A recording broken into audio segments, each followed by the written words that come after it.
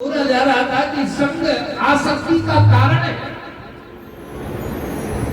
और आ तो सकती है लेकिन जा नहीं सकती। आ तो सकती है लेकिन जा नहीं सकती।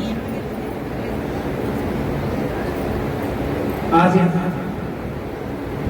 अन्यदा प्रसमुदय अग्नि मना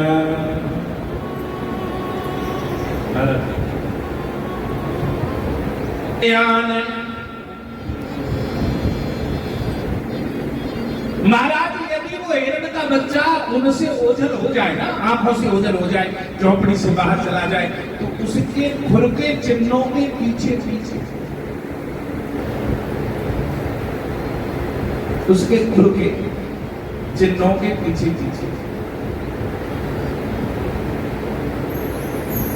भैया स्वर्ग और अपवर्ग की इच्छा सब छूट गई।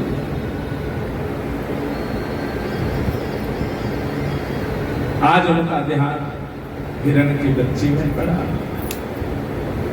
तत्रापि है वा आत्मनो प्रगतव कारण।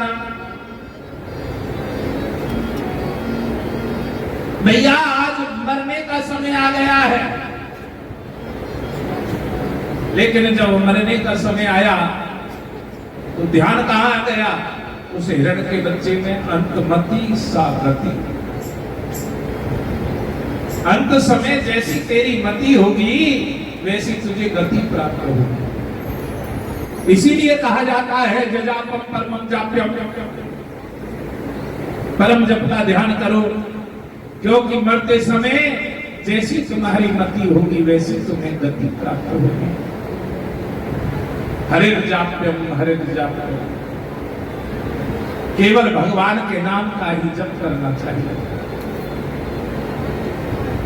भैया आज कष्टम भ्रष्टम, मरते समय ध्यान जब हिरण के बच्चे में गया तो जड़ भरत का अगला जन्म हिरण का ही हुआ। और जब हिरण की योनि में गया इत्यं निरगुणे निरवेदो विसज्जे प्रगिमातरं पुनः भगवते क्षेत्र उपशमशीलं मुनिगणे दैतं शालग्राम। हिरण के बच्चे में ध्यान गया, अगला जन्म हिरण का ही मिला, लेकिन भगवान की अहेतु की कृपा, शालिग्राम भगवान का जो तट है, यानी जिस नदी के तट पर वो भजन कर रहे थे वो अगला जन्म उसी नदी के तट पर ही मिला। भगवान की सानिध्यता तो रही नहीं, लेकिन जब भगवान की सानिध्यता मिल गई शालिग्राम भगवान की, तो वो मन ही मन सोचने लगे कि हे परमात्मा, अब के इस हिरण की योनि से छुटकारा दे दे, तेरा नाम लूंगा, तेरा स्मरण करूंगा, तेरा जाप करूंगा।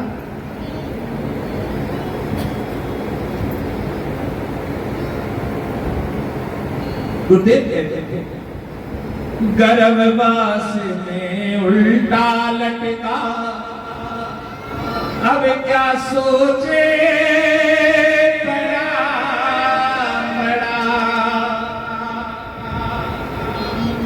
धरती पर तू आया जब से राम का नाम कभी न लिया।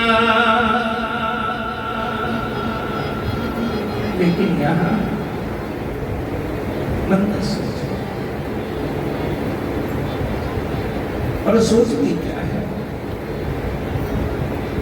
पुलस्ते पुलहाश्रमं कालम जरात प्रत्याजर।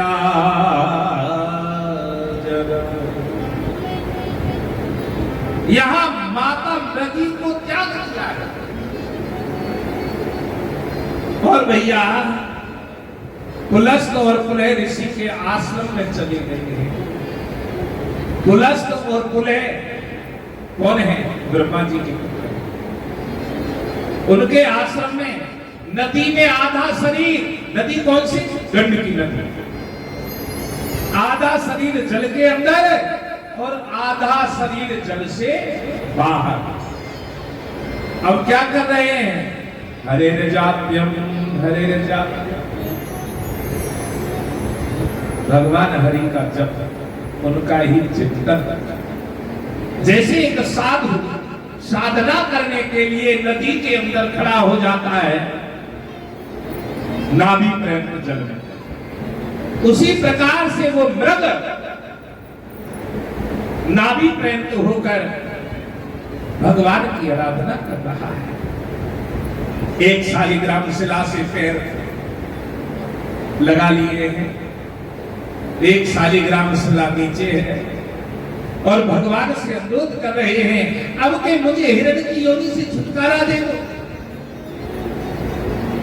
अब के तुम्हारा नाम लूंगा, जप करूंगा, एक बार मनुष्य का जीवन दे दो। अथ कश्चाचिदे द्विजभरस्यांगिरे प्रवरस्। आज उसके शरीर से प्राण निकल गए और अगला जन्म एक आंगिरस गोत्र के ब्राह्मण के घर में हुआ। और ब्राह्मण के घर का जन्म सरल नहीं है। पहला तो मनुष्य, ऊपर से ब्राह्मण का घर। हे शुक्ला जी, ब्राह्मण के घर में जन्म बड़े पुण्य से मिलता है, लेकिन आज ब्राह्मण के घर में जन्म मिल जाए तो लोग अपने आप को पछताने लगते हैं, अच्छा था किसी शूद्र के घर में जन्म मिल गया होता तो हमें वो क्या मिलता है? आरक्षण मिल गया। भगवान बड़ी अहेतु की कृपा करते हैं जब ब्राह्मण के घर में जन्म मिलता है। आज यहाँ ब्राह्मण के घर का जन्म बड़े ही प्रसन्न हो रहे हैं। और यहाँ माता पिता पढ़ाना लिखाना चाहते हैं, लेकिन वो पढ़ना लिखना नहीं चाहते हैं। केवल भगवद अनुग्रहेण स्मृतस्वे पूर्व जन्मावदेयात्मा। पूर्व जन्म का ज्ञान है वो प्रकट होगा, और जब पूर्व जन्म का ज्ञान प्रकट होता है, माता पिता पढ़ाना लिखाना चाहते हैं, लेकिन वो पढ़ना लिखना नहीं चाहते। क्यों? क्योंकि मेरे देखते देखते 2 जन्म तो व्यतीत हो गए, कहीं फिर ना फंस जाऊं।